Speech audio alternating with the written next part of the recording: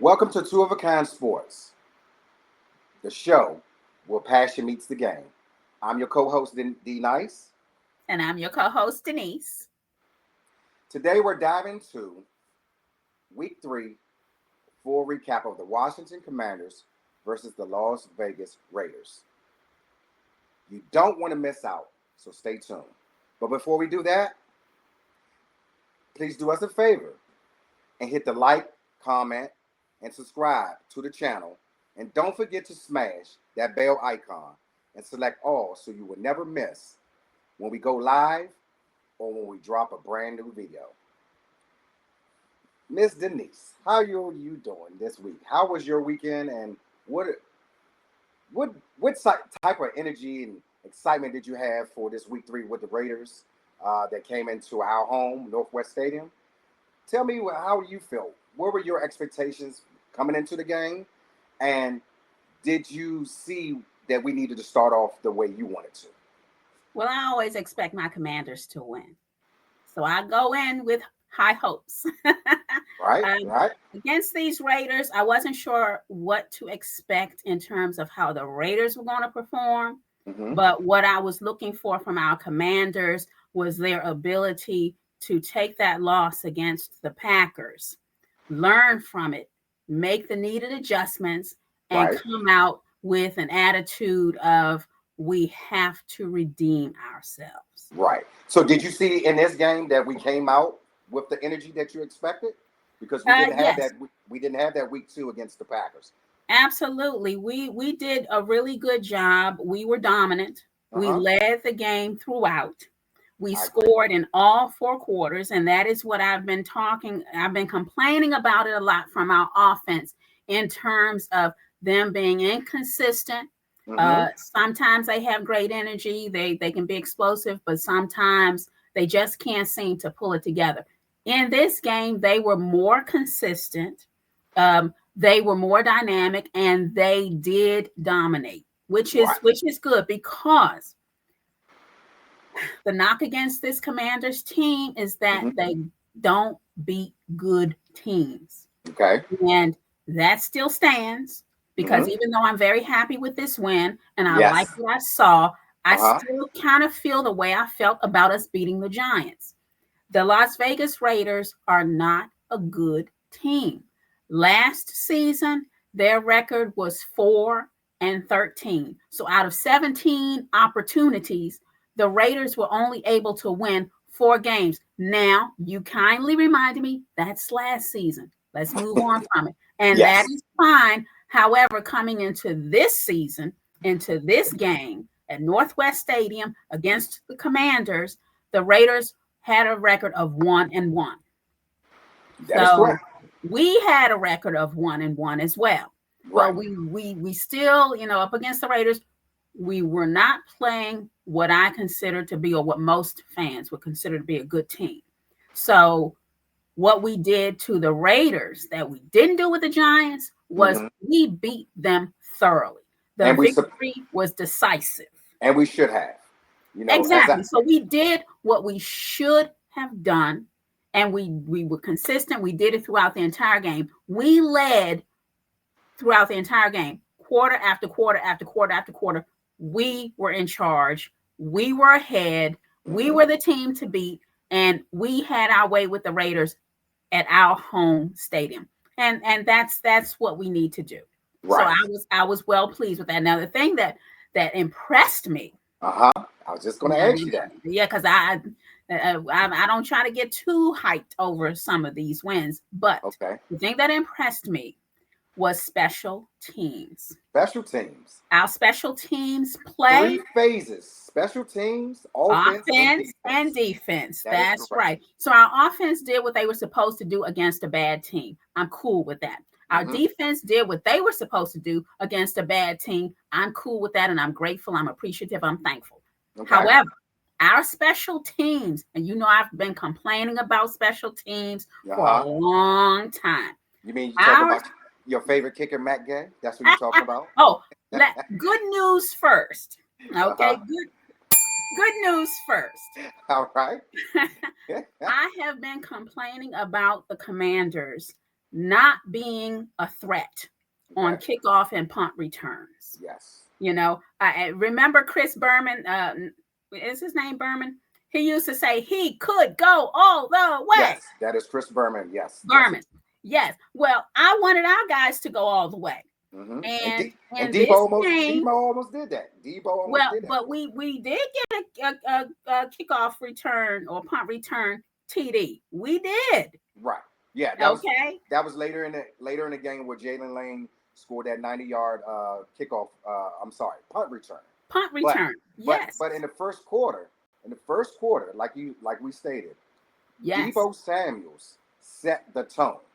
Tell me a little for bit the whole game. For the whole game. So when you first saw Debo, okay, when he got that ball, did he look like the fat Debo that everybody was saying? Or he looked like out of shape?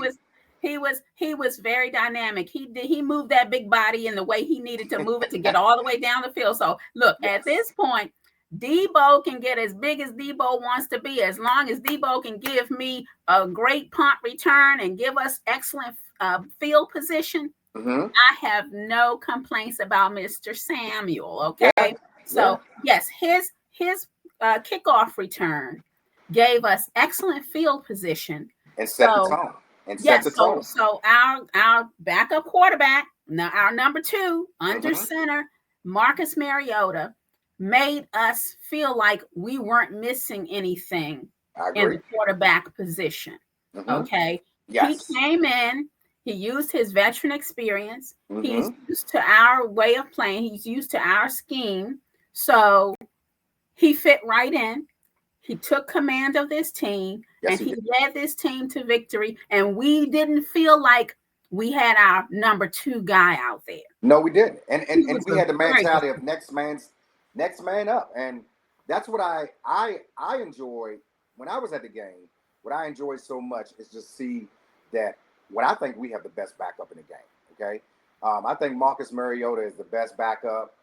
He's very, very, very, very fits this offense. You know what I mean? So he's a perfect fit. Yes. He's a very fits like a glove. He fits like a glove. And not only that, when he came in, like you said, Denise, he had poise. He had command of the offense. One thing that I noticed with Marcus Mariota and just watching him in his reps, he got the ball out. He was very decisive with his reads, and he was getting the ball out of his hands very quickly. But the most impressive thing that I noticed, even with Cliff Kingsbury, we ran the ball. Yes. We ran the ball by running back committee. Of course, Bill, Ja'Cory Crosby Merritt, of course, Jeremy McNichols, and C-Rod, which is Chris Rodriguez. So, a lot of people prior was bent out of shape because we lost B-Rob. Shout out to B-Rob. I'm happy for him that he's over in San Fran, but I kind of like what we have now. You know why I like that? Because you always have fresh legs in. You have fresh legs, and a lot of times when the defense is kind of worn down, and each one of those running backs give you something totally different. You know? So I kind of like what Bill brings. I like what Jeremy McNichols brings. And, of course, I definitely like what Chris Rodriguez brings. He brings the toughness. And you notice that C-Rod has gotten even faster this year. So, those are some of the things that I did notice as far as with the offense. Now, in the first quarter with the defense, let me tell you something. I don't know if this is a contract year for Daron Payne, but Daron Payne is bringing that pain. You understand? He really is. He's making key plays, and I really like that. Yes, he is. Can't say any more about Javon Kinlaw. You have Jazon Newton. He's playing lights out. Dorrance Armstrong. Oh, my goodness. I'm sorry, Dallas. Thank you. Thank you for letting him come to us with DQ and Joe Witt, because I'm trying to tell you, Denise, that Dorrance Armstrong they move him around, just like I noticed when he was at Dallas. They move him around sometimes interior, and they also have him outside. That man is causing havoc. Yes. Whatever he's causing havoc. So what I do like about this defensive unit, far as with the front line, with the defensive line, they all move as one. Yes. They all move as one.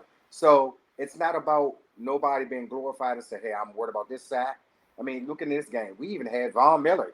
He got his sack. Right. You had Bobby Wagner had 2 sacks. Yes.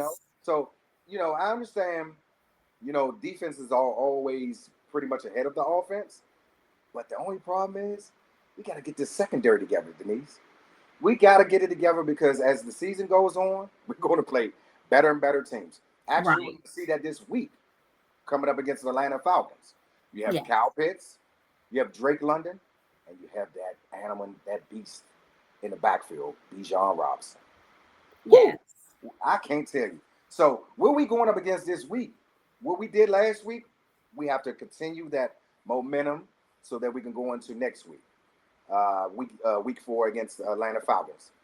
But another thing I want to get your intake on, did the coaches actually call a good game? I think this game, before I give this to you, I think we outcoached the Raiders for once. Oh, of course we did. Mm-hmm. We outcoached them and we outplayed them, Yes. as we should. Because when we play a team that's not good, Mm-hmm. this is our opportunity to shine, because they shouldn't be able to do much against us. Now, this win was a good win. Okay. Mm-hmm. Yes, And I'm going to give our coaches credit, because after being beaten by the Green Bay Packers, mm-hmm. they did show me that they were willing to make adjustments Yes. and take corrective action. Mm-hmm. Okay, because they did play differently. They played better. Yes. And they showed that they don't get down too far from losses and they don't get too high on wins. So that's good, because the coaches are keeping this team moving forward in the right direction. And I like that. Mm-hmm. And I'm looking forward to see how we measure up when we play good teams.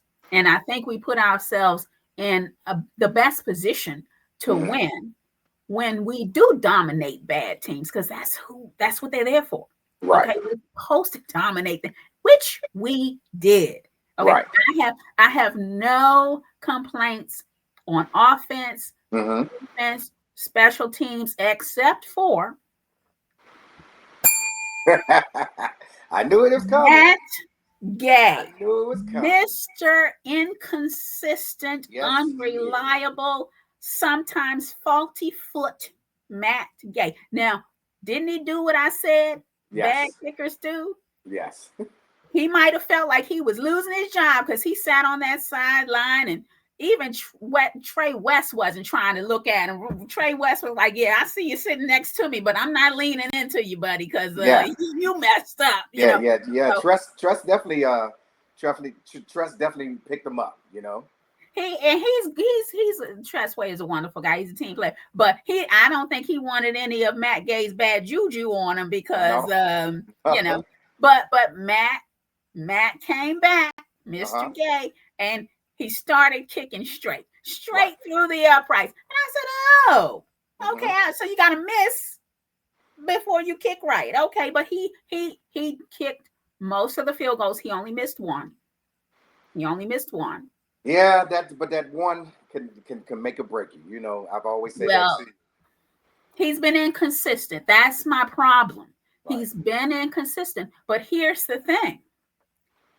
Commanders head coach, Mr. Quinn, DQ, said when he was asked about the kicking game, are you going to bring in some competition? Because you have been a big proponent of bringing in some competition to sharpen Matt Gay up or replace him. Okay. Head coach Dan Quinn said, "We are happy with Matt Gay.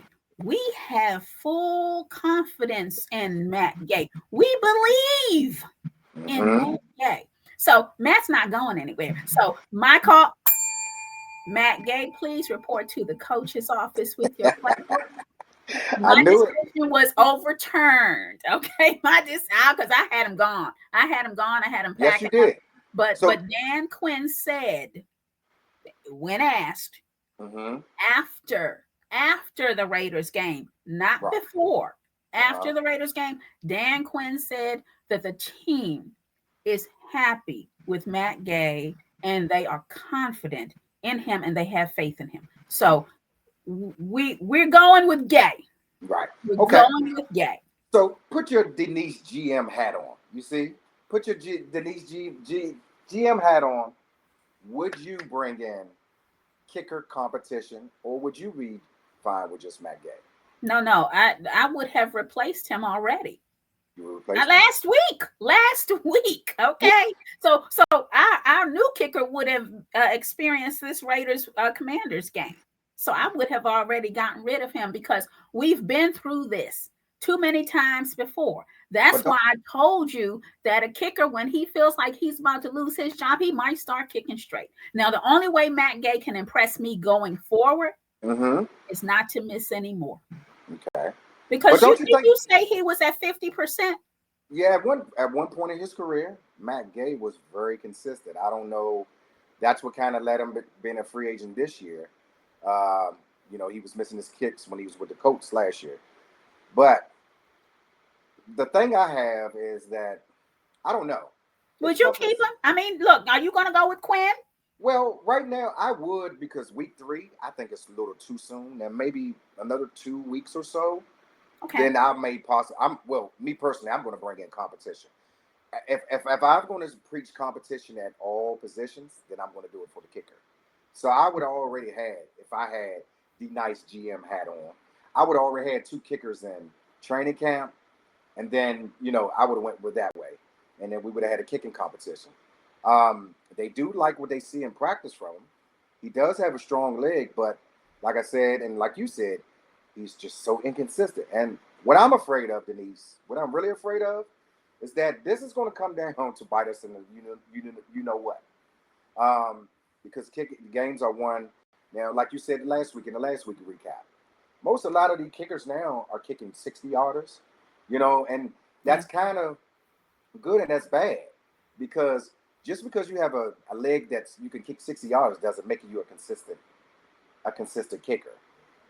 So all I need him to do, as you alluded to last week, is to kick and make the ball. That's all you got to do. Kick it up here. You know what I mean? Concentrate. There's nothing else that you got to worry about. But I'm worried that if we continue to have this inconsistency for Matt Gay, that it might cost us a game. Well, that's what it eventually does. Because when good teams play good teams, it's tight. The score is close. Right. And that makes the difference. That 3 points makes the difference. Yeah. And when you are an offense that's kind of struggling and not as dynamic as you need to be, those 3-point opportunities make the difference between your offense leading that team to a victory. Because if you keep leaving 3 points and 3 points and 3 points and 3 points on the field, and then your offense isn't getting into the end zone, leaving points on the board, on the field, that equals a loss. Yeah. That's how you get put in the L column. So, we're going to keep on going with Matt Gay, and hopefully he will want to shut me up. Right. And he will continue to kick and not miss, and with him, it's not about distance, because he hits the longer field goals. He made the longer field goal than he misses the short ones. So he's very inconsistent. Yeah. So with that being said, the team has expressed confidence in him. And let me tell you, for Matt Gay, with his challenges at the moment, his challenges at the moment, to hear his head coach express confidence in him, even when specifically asked about it, because we know it's been a problem. For Matt Gay to hear head coach Quinn express such confidence in him and dead the issue right then and there, because Dan Quinn was so definitive in his answer. There was no follow-up question. There was no room, no need for any follow-up question. So that should instill confidence in Matt Gay to make him feel like, you know what, if the coach can get in front of the media in a press conference and tell the world they believe in me and they have full confidence in me and I'm the guy and no competition's coming in and all of that, that should build up some confidence in him to where as he improves his play and becomes a consistent and accurate field goal kicker. Right. I agree with you. So with that in first quarter, Matt did miss it, but we came into quarter number two. We still were playing a pretty much dominant defensive Very, football. very It's much. we were very dominant. It also reminded me of like in the second quarter when Dorrance Armstrong sacked Geno Smith, and I was just like, man, Dorrance Armstrong. Every time I turn around, it was him and Deron Payne. They were in the Deron, quarterback they space. Yeah, Geno Smith had some stress. Yes, he did. Because they were pressuring him, they were sacking him, Right. They were really making things difficult for him to get a flow. Right. Every time he thought he might have had something going on, a commander was in his face. Yeah. And I really like that. I like the way our defense really did agitate. Right. They couldn't hit him every time, but they really made it difficult for him because they were like hitting him when he was throwing. He was getting hit at the same time. So they really made things difficult, and they applied pressure. Absolutely. And from this pressure, we did not get a diamond. We got a chunk of coal from Geno Smith. Thank goodness. Yeah. And with that, they could never get their running game early in the game. Ashton Jeanty, he had nowhere to run. Nothing. That defense. Nothing. Kinlaw, oh my goodness. Kinlaw was hugging him like a big old bear, like, where you going, boy? Jeanty was contained. He was contained. He was not a threat. And I was concerned about him going in. Yeah. But it was Tucker. It was number what? Number one. Number Tucker. one. Tucker. Number one. Yeah. It was Tucker. Yes. Trey Tucker, number one. Yeah. He was the guy who was putting the points on the board. So I was like, look, we got to figure stuff out like that. Now that was a bit of a lapse that I noticed in our coaching, because when you see that a player is unloading on you and he's becoming dynamic and his play is effective against you, and he's the one. Yes. He's the one. Yes. That's the one you have to contain. But I guess they were so busy containing Jeanty that Tucker got away. Tucker got loose. Well, Tucker did, and I didn't expect that. You know who? The person I really thought was going to really give us fits all day. Who? He is a phenomenal tight end. His name is Brock Bowers. Oh, yeah, Brock. We actually contained Brock. Now, I don't know if Brock had some type of injury that was going on this week, but don't give him any excuses. If he was on the field, he was medically cleared. No. Say he was at his best, and the Commanders beat him at his best. Well, I'm happy about that because, like we said, in week 2 against the Green Bay Packers, we couldn't stop a tight end if they had a cold. Right. But with Brock Bowers, who is actually more athletic, more talented than the 2 tight ends that we played the previous week, we did a very, very good job. So we did have sights on him, and we did very well. So what I commend that defense on, the defensive line contained the run. They contained Brock Bowers, and they kept Geno pretty much at bay. Yes.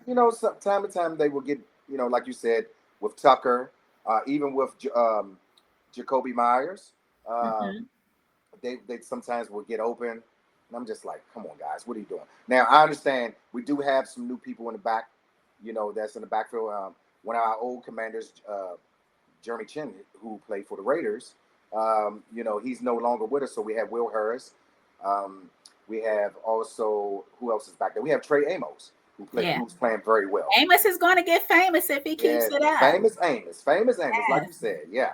So, so I am liking the trend that I am seeing with the defense, and I love what I saw this week with Marcus Mariota with the offense. So I believe if we can just tie both, like we said, the game comes down to 3 phases.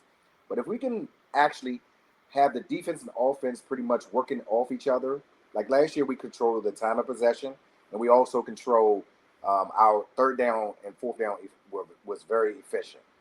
So we can do that, and the defense is playing the type of lights out that they're playing now.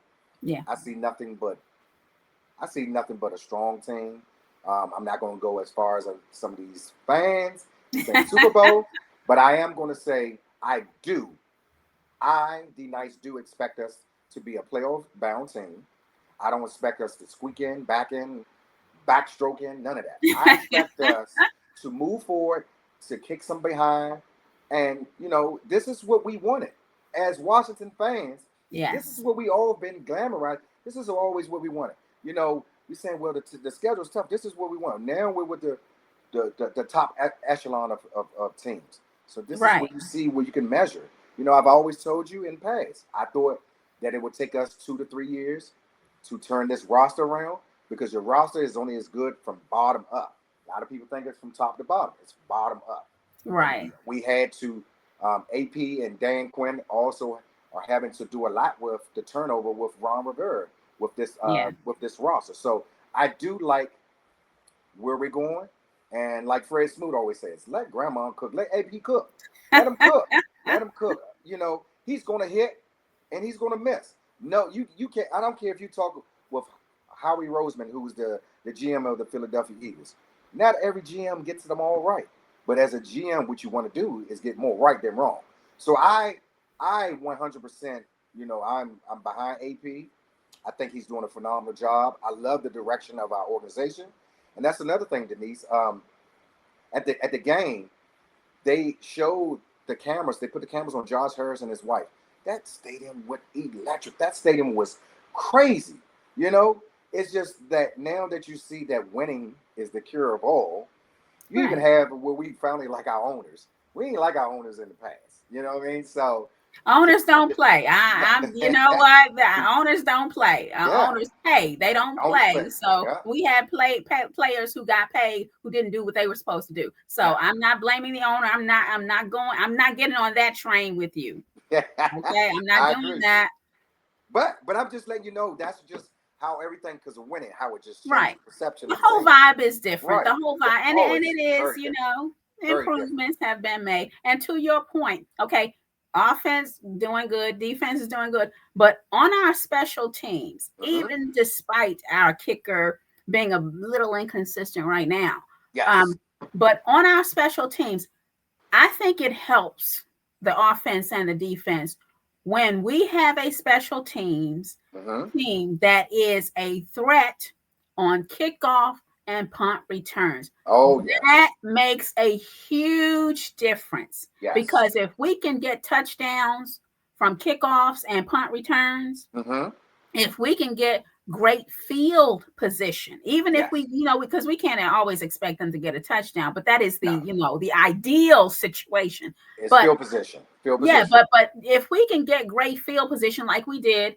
on our opening drive against these Raiders, then that puts us in such a great position, because then our offense doesn't feel like they have to work their way all the way down the field. So that gives the offense some options. We can go the air game or the ground game. We don't have far to go. We're looking right at the end zone. I agree. So I think that makes a big difference. And I want to congratulate our special teams on shutting my mouth, because I was complaining about them really bad for not doing anything on kickoffs and punt returns. So it seems like our special teams coordinator has addressed that problem. And like you said, when you have the right people in the right position, because our owners now have an eye and they are letting people cook, as Snoop would say, letting them cook. Right. Let them cook. We're yielding positive outcomes from that. So I do like that. I'm liking what I'm seeing,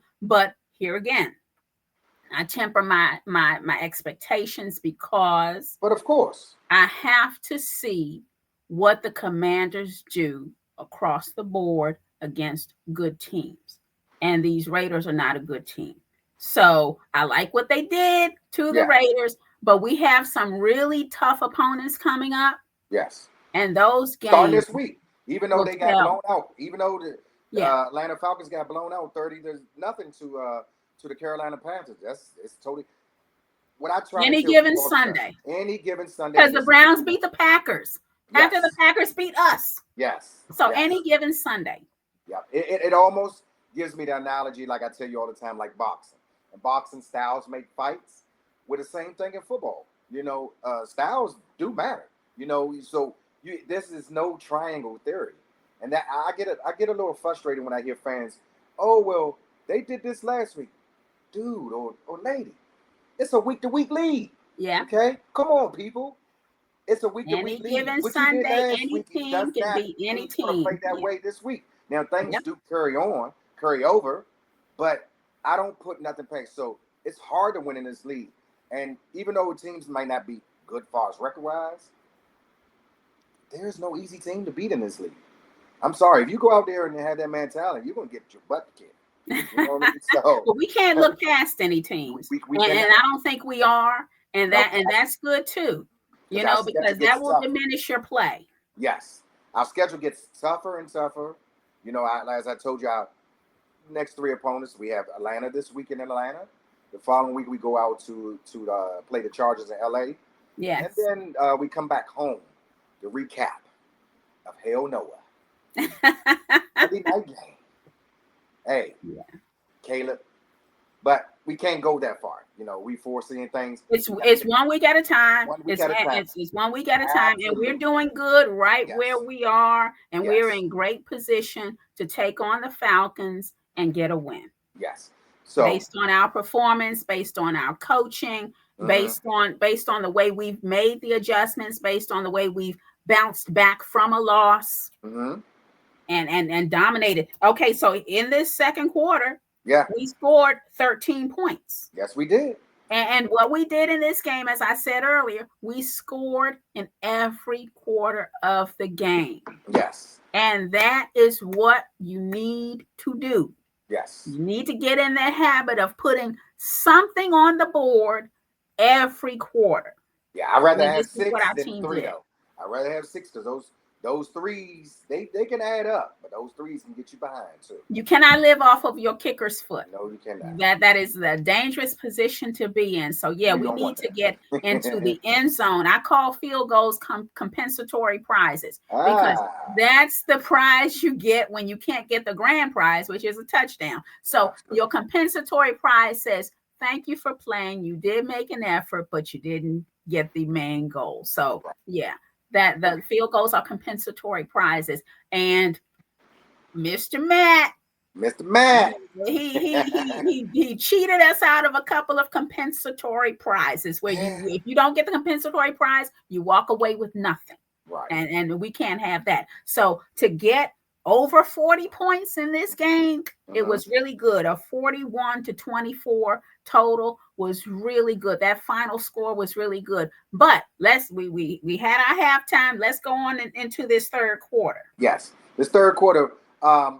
So before we go there, let me ask you this: when you saw the play with Marcus Mariota, he got hit on the sideline and he ran DQ over, and you see the blood dripping from his face. As a fan, what did that indicate to you? Did that show you some grit from your head coach? Did that make you want to just say, you know what? If my head coach can go out there, head hit the ground, face bleeding, and he get up and he's still in this game? How did that make you feel when you saw that and you saw that how he got up and you saw how the team responded? Do you think that it was something that really kind of jump-started the team more to say, hey, we're going to go into this second half and we're going to kick their butt for our coach? Absolutely. When I saw him go down and he came up bloody, yes, I was like, oh my gosh, he's going to have to go get treated. I hope they don't have to cut him off the field and take him back to the medical. He got up and he immediately wiped that off. He immediately resumed coaching. So he let it drip at first. Because it didn't stop bleeding. He just wiped it. It didn't stop bleeding. The cut was still bleeding. That's Salisbury State finest. That's Salisbury. That's Salisbury University right there. He resumed coaching. He did not miss a beat. Yeah. Okay. And the first thing I thought was, wow, he's tough because he's older. Yeah. He's not in, good peak physical condition. But he took that hit, and I mean, the back of his head hit the ground hard. Yeah, it hit. Okay, he was flat out. And he got up bleeding and still continued to coach. He didn't even take a timeout. He didn't take a break. He just kept coaching. So the players after the game Mm-hmm. said, seeing our head coach take a hit and get bloody and still continue, not miss a beat, they say, hey, look, that let me know I have no excuses. Absolutely. Jeremy Reed said So that. I Definitely. have to go out there and I have to perform to show him that, like him, I'm tough too. And that's where the team got to see this coach doesn't just talk a tough game. He walked that walk. Exactly. That's right. He plays a tough game. He Right. talks the talk and he Hey. walks the walk. And this was a very graphic way of showing how dedicated and committed Dan Quinn is to getting this team to win. Yeah, that was a great Halloween meme. It was definitely a great Halloween meme. Well, But, you know, I don't need to see my head coach injured anymore. They showed a bit more of that blood than I would care to see. It was a bit more than yeah. I like. It was too much for my taste, but the point was made. And he's Dan, not even in concussion protocol either. okay, so that's even good. That's even better. But he's a tough guy, and he Yes. expects his players to be tough. And he modeled that example by Yeah. taking that hit. And I'm telling you, I was concerned about his head more than I was about his nose Oh because yeah, his absolutely. head Because hit he the hit on the ground. back of his head and his brain. Yeah. Yes, Yeah. yes. And he took that hit. And look, it didn't make him lose his memory. It didn't make him lose his ability because Nope. he continued to coach and he made the right calls, made the right plays. He coached the team Right. on to victory. And our team, even though we had the lead throughout, Yes, we did. even after the half, Because we our dominated on team defense. still Yes. kept their foot on the pedal. And I Yes. like that because, and like to your point, I think Dan Quinn's injury spurred the team on to go even further. Right. Now, the only thing I didn't like, and I want to see us going forward, Denise, I'm sorry. I come from the old school, put your foot on their neck. If we up, I'm not showing you no mercy. I'm Yeah. not playing conservative. I seen as we go into the fourth quarter, Yes. I seen where the defense started. We played softer coverage. Joe Witt, we can't do that. Exactly. We have to play till the end. To all these teams that when we up, we're gonna play like we're down. Yes. We're gonna come. We're gonna put our foot on your back. We're gonna whatever you want to say, your neck, whatever. But we're gonna we're gonna let you know that you came out this game and you played a good physical Washington Commanders team. I don't like seeing when we go into prevent and we start playing soft. And that's how we saw your boy Tucker get open at the end of the game. You know, when he was wide open, you know, so stuff like that, that was garbage points. But it was garbage time. But you're to your point, because you are absolutely right about it. You have to play tough until the clock says 0. 60 minutes of raise hell, like we said. Our mantra is raise hell. Let's raise hell. The whole time. We can't raise hell at the beginning and then we be soft at the end. If we're gonna raise hell, let's raise hell all the way. Exactly. There's no in between with me, Denise. You know, even when I play ball, there was no in between. I'm coming to kick you in your teeth. I don't have no friends unless you're on my team. After we can hug, we can, you know, all that good stuff. Hey man, I'll call you. We can hang out. But during that game, I'm trying to kick you in your teeth. So when we up, we got to make sure going forward, we have to make our presence known. Yeah, because they did let up at the end because the Raiders scored 14. They scored 14 points. Yeah. In the fourth quarter, and that should not be happening. Like you don't let somebody get double digits especially at the end. Now we had the lead the entire time, but like you said, you do not take your foot off of their neck. You don't. You play them hard until the clock runs down to 0. You see 0:00, then you can be soft, then you can be nice, then you can let up because the whistle is blown and the time is up and it's over. And the fat lady has sung at that time. Exactly. You know, but you know what, Denise? With that, I'm gonna tell you one of my most exciting plays of the game. I've been an advocate, and you know, a lot of people have been very hard on him all training camp, and this is his second year. Now, I do have expectations from him, and I'm not going just because of his last name.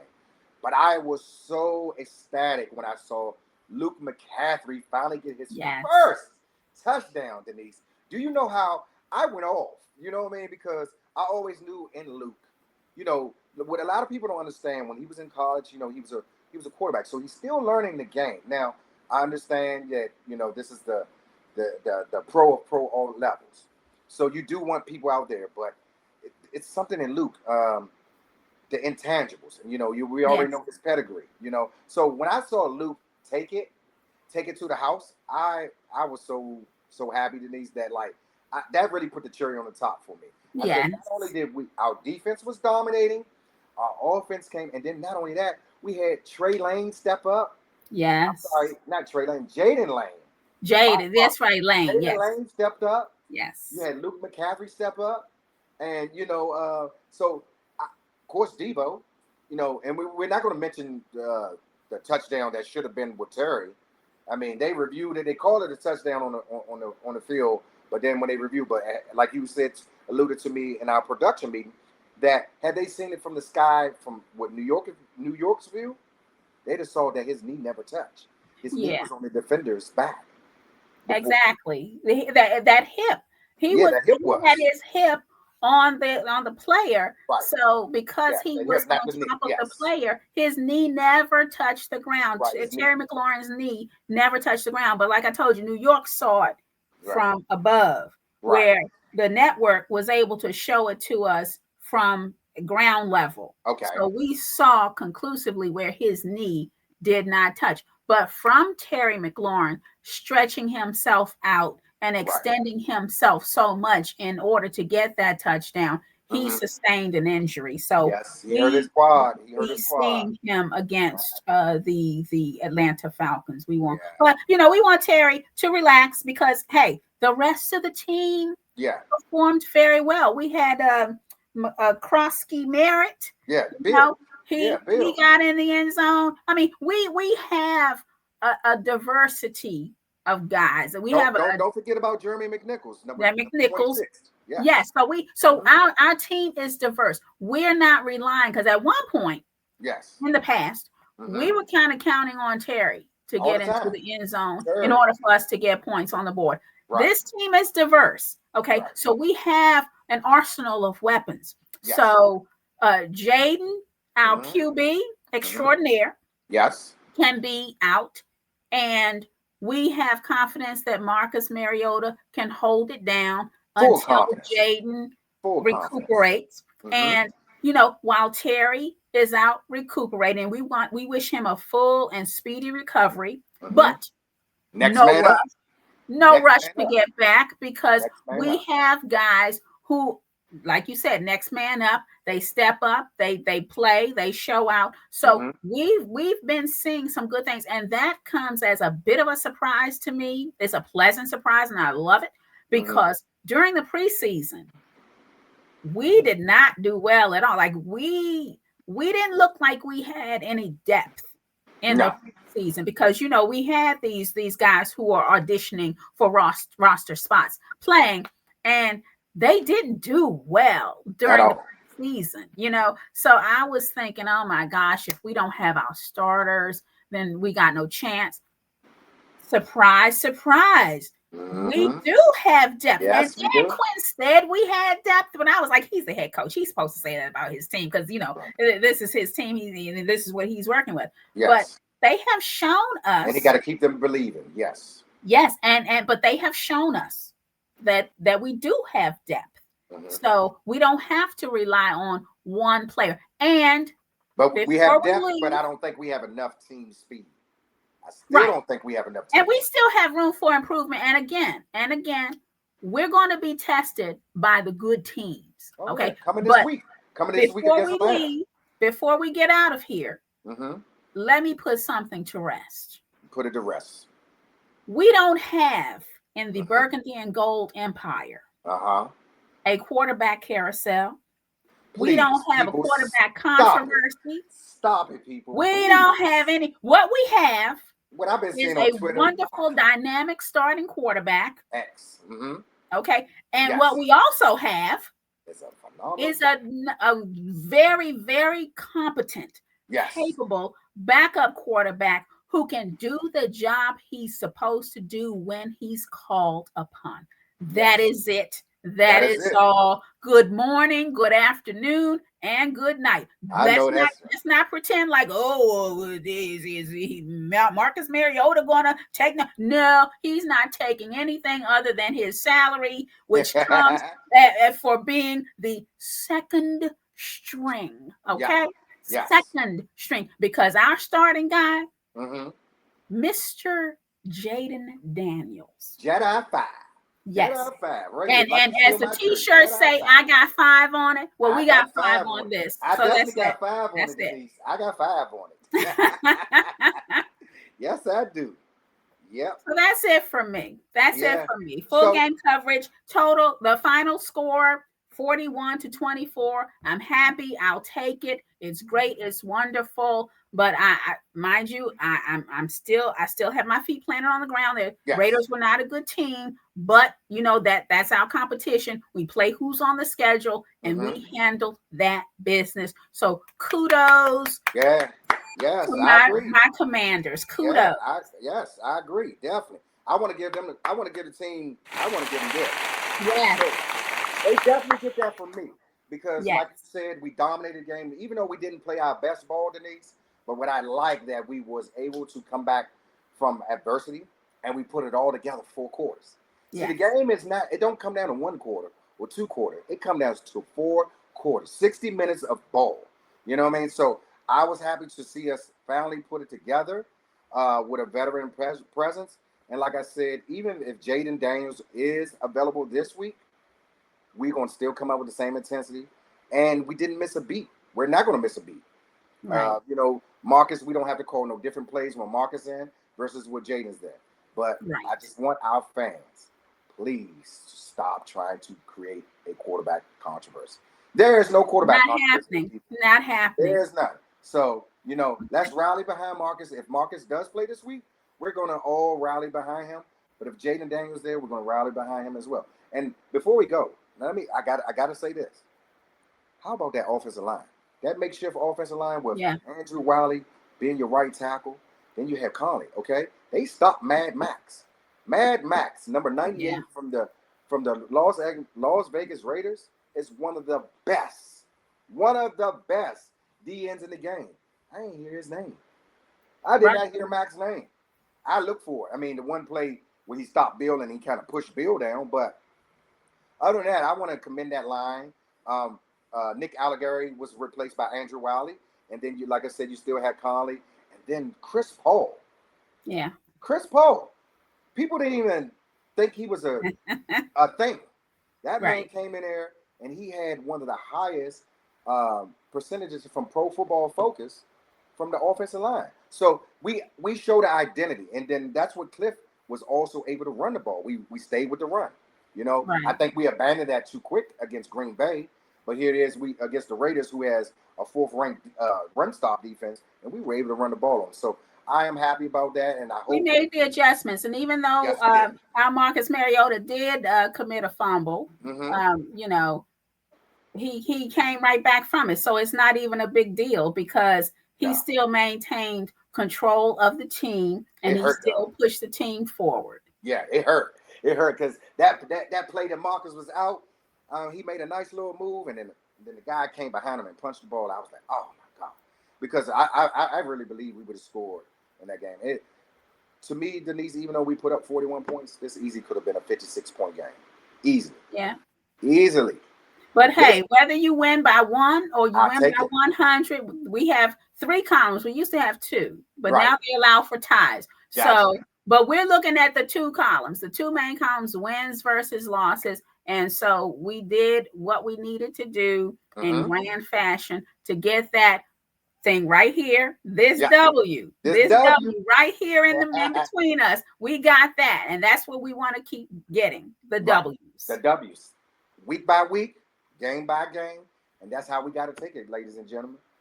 That's how we got to take it. So, you know, now that, you know, this game is over with the Raiders, this leads up us going to Atlanta. You have to come Yes. out with the same intensity. Coaches have to coach, players have to play. Okay? That's right. We need the same intensity and the same consistency. And where Absolutely. we need to make adjustments, we need to change. So until we get to what works. Right. So our coaches have shown some diversity. You Yeah. know, they've shown the ability to adjust, Yeah. and they have really yielded some good results from that. And so I want to see that continue. I agree. And stay aggressive. I want DQ to Yes. stay aggressive like we did last year. I haven't seen so much of that this year. You know, like meaning like we would go 3rd and 1, 4th and 2. I want to see that because sometimes when you make those plays, that takes the life out of the Yes. opposition. You know, so I want to see us continue to now be smart. It is situational football, and you do have to be mindful where you at. But at the same Yes. time, I want us to be a team that's not conservative. I want us to be a team that we have people guessing. You know, so I like what I see. It's week 3. Okay, this week is over with. Now we got to go on to week 4 and go down ATL and kick some dirty birds' butt. That's what we got to Right. do. That's what we got to do this week. That's what we That's got to right. do. This is where we start to prove ourselves because again, the schedule does not get easier. Nope, it does not So at all. we don't have the luxury of sitting on beating bad teams, No. and that's the perception that I want our commanders to get rid of, because that's the knock against this team. They beat bad teams. Play But down when to they play down to their level, but when it comes to the upper echelon teams, they don't they show get up. exposed. Yes. Okay, so And pass, yes. hopefully we will see better. Mhm. And going into Atlanta against the Falcons, I expect us to play well. I expect us to take this momentum with us Right. and get a win. Got to. There's Yep. no other way. There's no other way. Because now you have shown Commanders fans, again, this is what we are. This is who we are. When we went out in Green Bay and Wisconsin, where we played, we laid an egg. Ain't nothing we could do about it. I call a spade with a spade. You know what I mean? We laid an egg. We got out coached. We got outplayed. We got out physical. Right. We came back against the Raiders and we showed our dominance. Now I need that to happen this week. And it's going to be harder us going on the road in Atlanta. It's not going to be easy. It's going to be a crowd. But we have had Atlanta's number in the last couple years. So with that being said, I don't know if Marcus is going to play. This would be a chance that Marcus gets to have revenge, and also DQ. I would love for DQ to get this victory because last time DQ was at Atlanta, they were up 28-3 against the Patriots in the Super Bowl. And look what happened with that. So, you know. Well, Coach Quinn says, because he was asked about, the revenge factor.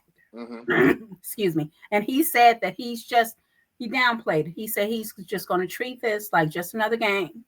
And he's supposed to. He's going in for the win. And he's going to say that. But Yeah. deep down inside, it's burning. And those players want it for him. You understand? So he can say that he don't want to give any bulletin board material. Right. But at the end of the day, he's telling his players, if I can say it, you better get it. You better get it. You better go get it. Kick some. You know what? And the team at this point knows what to do because he took that hit and he kept going. So I think at this point, the team wants to run through a brick wall for Quinn. Absolutely. I think they know. They know. They want their coach to come out looking victorious. So Right. Hey, Denise, before we wrap this up, do you have anything that you want to tell Commander fans from this recap, or what you want to see leading up to Week 4 against the Atlanta Falcons? I gave my wrap up.